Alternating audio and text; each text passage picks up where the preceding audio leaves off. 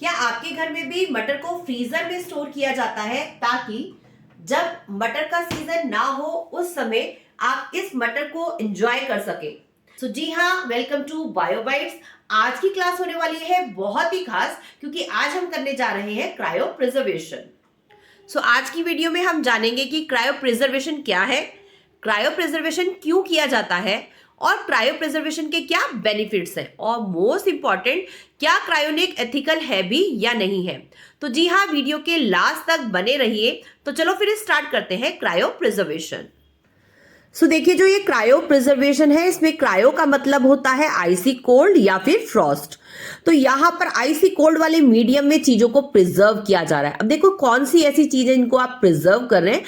यहाँ पर हो सकती है कोई सेल, कोई टिश्यू या फिर कोई जर्म प्लाज्म, जिसको हम स्टोर करते हैं लिक्विड नाइट्रोजन में, और वो भी -196 डिग्री सेल्सियस टेम्परेचर पर।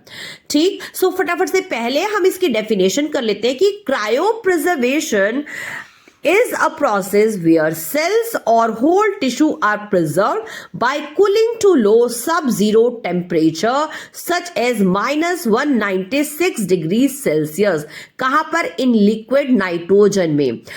आप किसी भी टिश्यू को, सेल को या फिर जर्म प्लाज्म को लिक्विड नाइट्रोजन में -196 डिग्री सेल्सियस पर जब हम किसी चीज को प्रिजर्व करते हैं तो उसको बोला जाता है क्रायो प्रिजर्वेशन। अब आप सोच रहे होंगे कि आखिर -196 डिग्री सेल्सियस पर ही हम जो है इस चीज को, यानी जो भी जर्म प्लाज्म है या सेल है या टिश्यू है, उसको क्यों प्रिजर्व करते हैं? आखिर इसके लिए -196 डिग्री टेम्परेचर ही क्यों चाहिए?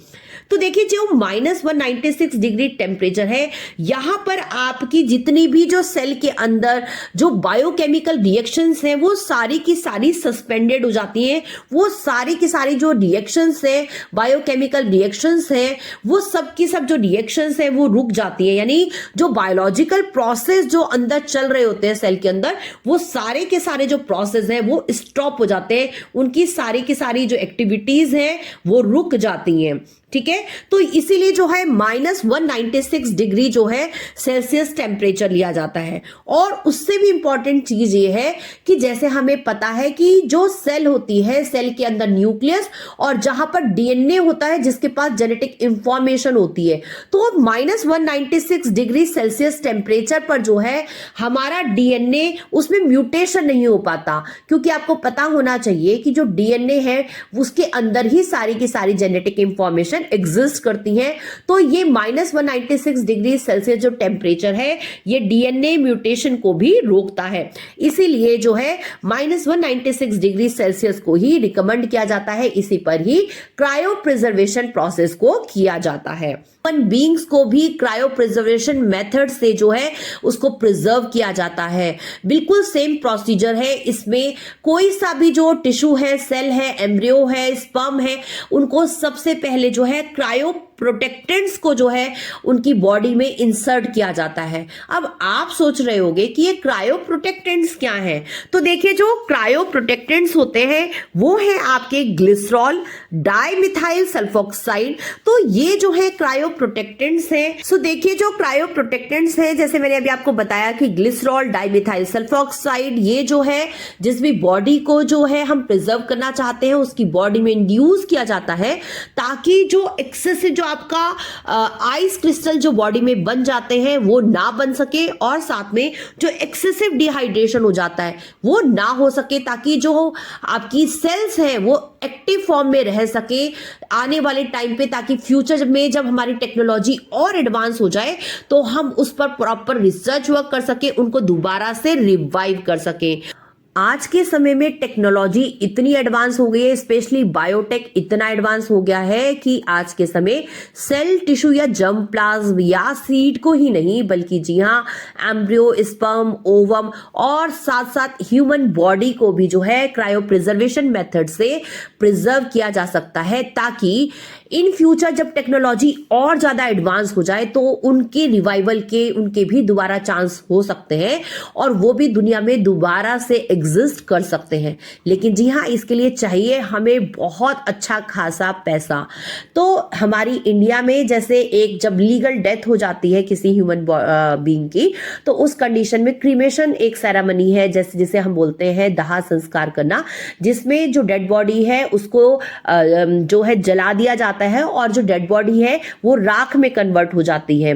लेकिन यहाँ पर जो आपका क्रायो प्रिजर्वेशन मेथड है, जहां पर ह्यूमन बॉडी को प्रिजर्व कर दिया जाता है, सो ये चॉइस उसी इंडिविजुअल की होती है। सो अगर वो चाहता है अपनी बॉडी को प्रिजर्व करना ताकि इन फ्यूचर जब टेक्नोलॉजी और एडवांस हो तो उसके बाद उसका जो है वो दोबारा से रिवाइव कर सके, दोबारा से अपनी लाइफ को जी सके। सो ऐसी कंडीशन में cryopreservation is a good choice. So बहुत से लोग जो कि बहुत ऑप्टिमिस्ट हैं और वो विश्वास करते हैं कि आने वाले टाइम में जब टेक्नोलॉजी और एडवांस हो जाएगी तो उनके रिवाइवल के भी बहुत सारे चांसेस हैं। सो उन्होंने भी क्रायो प्रिजर्वेशन करवा लिया है। सो ये जो क्रायो प्रिजर्वेशन है ये टुमारो बायो एक बायोटेक फर्म है जहां पर जो है ह्यूमन बीइंग का भी क्रायो प्रिजर्वेशन किया जाता है, इस होप से कि आने वाले फ्यूचर में जब टेक्नोलॉजी और एडवांस हो जाए तो वो दोबारा से रिवाइव कर सके। ये टुमारो बायो जो कि एक बायोटेक फर्म है, ये बर्लिन में एग्जिस्ट करती है। बट मैं जानना चाहती हूं कि आखिर आप सबके क्या थॉट है इस क्रायोनिक प्रिजर्वेशन को लेकर। क्या आपके हिसाब से ये क्रायोनिक एथिकल है या नहीं? सो प्लीज मुझे कमेंट करके जरूर से बताएं। आई होप सो कि क्रायो प्रिजर्वेशन का जो ये टॉपिक है आपको बहुत ही अच्छे से क्रिस्टल क्लियर हो गया होगा। सो इस वीडियो को अपने फ्रेंड्स के साथ ज्यादा से ज्यादा शेयर करो, लाइक करो और सब्सक्राइब करो। तो मिलते हैं देन एक न्यू वीडियो में न्यू टॉपिक के साथ। Till then bye bye.